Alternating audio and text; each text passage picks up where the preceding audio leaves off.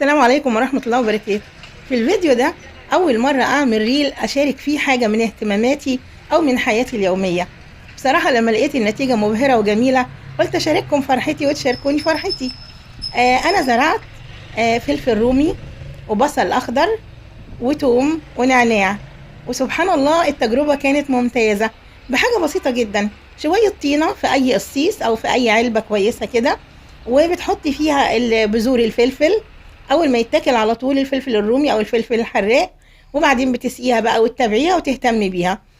صراحة حسيت إن كل يوم في حاجة مهمة على الشباك لازم أطلع أسقيه الزرع وأهتم بيه، والمنظر بقى جميل جدا جدا. شوية خضرة الواحد ما يحلمش بيهم، يعني كلنا بنتمنى ان احنا نخرج ونروح جناين، نروح اماكن فيها خضره. انا بقى فكرت اجيب الخضره عندي في بيتي.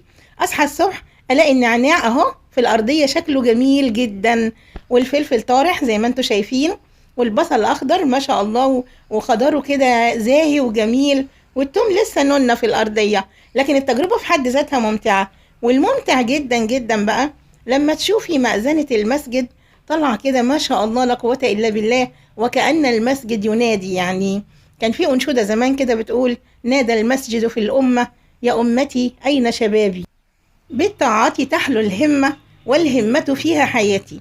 جربي تخرجي من الروتين اليومي اللي انت يعني دفنة نفسك فيه، تصحي من النوم تعملي نفس الأنشطة.